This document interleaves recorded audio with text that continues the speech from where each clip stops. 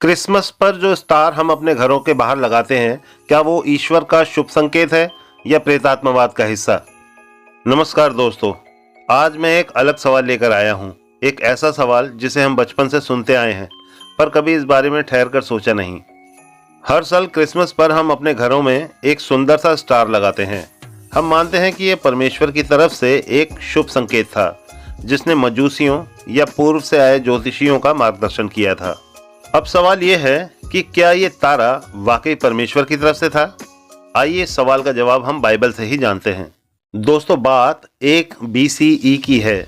ये वो वक्त था जब शून्य का आविष्कार नहीं हुआ था। विश्व शक्ति रोम का मिडल ईस्ट पर दबदबा था और रोमन्स के पास शून्य नहीं था। सालों की कैलकुलेशन यानी BCE की कैलकुलेशन डिसेंडिंग ऑर्डर में 1 तक पहुंचती थी। फिर उसी 1 से ईसवी सन की शुरुआत हुई।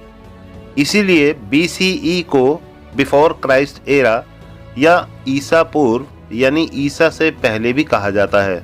लगभग 1 BCE अक्टूबर के आसपास का वक्त था। इज़राइल और यरूशलेम पर रोमन्स का शासन था और हेरोदेस यहूदिया यानी दक्षिणी इज़राइल का राजा था। यीशु मसीह का जन्म यहूदिया के बेतलहम में हो चुका था। उन दिनों यानी यीशु मसीह के जन्म के कुछ समय बाद देखो, पूर्व से कुछ मजूसी या ज्योतिषी यरूशलेम आए।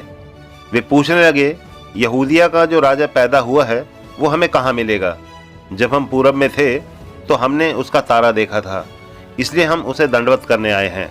उनकी बात सुनकर राजा हेरोदेस घबरा गया और पूरे यरूशलेम में खलबली मच गई। हेरोदेस ने सभी प्रधान पुरोहितों और शास्त्रियों को इकट्ठा किया और उनसे पूछा कि मसीहा का जन्म कहाँ होना है, क्योंकि बाइबल में पहले से बताया गया था कि मसीहा का जन्म कहाँ होना है। शास्त्रियों ने कहा, यहूदिया के बेतलहम में, क्योंकि भविष्यवक्ताओं से यह लिखवाया गया है।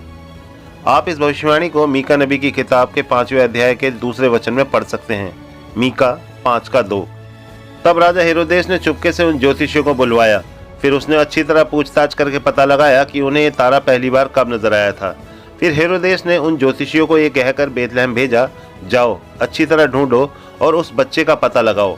जब वो तुम्हें मिल जाए तो आकर मुझे खबर देना, ताकि मैं भी जाकर उसे दंडवत करूं। दोस्तों, अब कुछ सवाल खड़े होते हैं।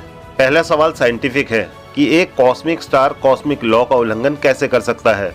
दूसरा कि वो तारा उन ज्योतिषियों को सीधे बेतलहम क्यों नहीं ले गया यीशु मसीह के पास। तीसरा, वो तारा ज्योतिषियों को यरूशलेम क्यों ले गया हेरोदेस के पास। चौथा, क्या वो तारा ईश्वर की तरफ से था या शैतान की। आइए इस दृष्टांत को इन सवालों के साथ सिलसिलेवार तरीके से समझते हैं।